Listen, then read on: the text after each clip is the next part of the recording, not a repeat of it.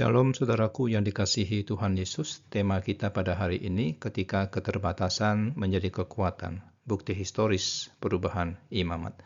Ibrani 7 ayat 13. Demikianlah firman Tuhan. Sebab ia yang dimaksudkan di sini termasuk suku lain. Dari suku ini tidak ada seorang pun yang pernah melayani di mezbah. Pernahkah saudara merasa tidak layak karena latar belakang saudara? Mungkin saudara berasal dari keluarga sederhana, tapi punya cita-cita yang besar seperti anak petani yang ingin menjadi dokter, atau seseorang dari desa kecil yang ingin memimpin perusahaan besar. Dunia sering mengukur kemampuan kita dari asal-usul kita, tapi Tuhan punya cara yang berbeda di dalam bekerja. Ibrani 7 ayat 13 berkata seperti ini, sebab orang yang sedang dibicarakan di sini berasal dari suku lain yang tidak ada seorang pun dari suku itu pernah melayani di mezbah. Nah, ayat ini tidak hanya bicara tentang asal-usul Yesus, tapi menunjukkan bahwa Tuhan tidak terikat pada aturan dan batasan buatan manusia.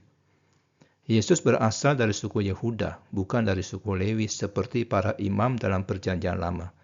Itu berarti menurut aturan lama, Yesus seharusnya tidak bisa menjadi imam. Bahkan raja-raja pun tidak boleh mengambil tugas imam kalau bukan dari suku Lewi. Aturan ini sangat ketat dan dijaga selama ratusan tahun. Tapi justru karena Yesus bukan dari suku Lewi, itu jadi tanda bahwa Allah sedang memperkenalkan sistem yang benar-benar baru.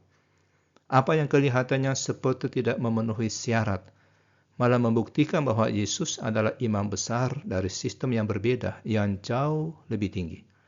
Ini penting, saudara. Karena kalau Yesus tetap masuk ke sistem lama, maka iman Kristen cuma jadi tambahan dari sistem yang sudah ada. Tapi karena Yesus berasal dari suku lain, kita tahu bahwa ini bukan sekedar perubahan kecil, tapi pergantian total.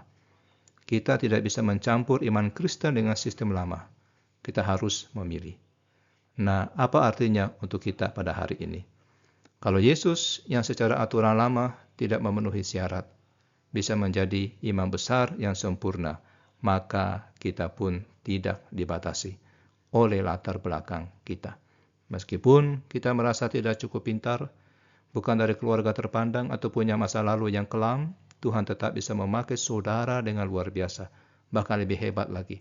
Karena imaman Kristus tidak bergantung pada suku atau keturunan, maka semua orang percaya sekarang bisa melayani Tuhan sebagai imam.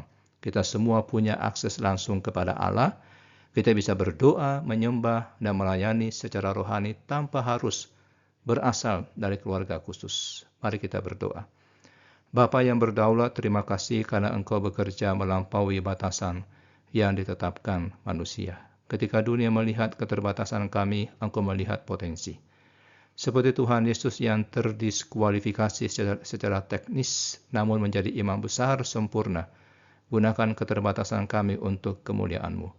Tolong kami tidak merasa inferior karena latar belakang kami, tapi percaya bahwa dalam Kristus kami dipanggil untuk melayani dengan penuh makna. Di dalam nama Tuhan Yesus kami berdoa. Amin.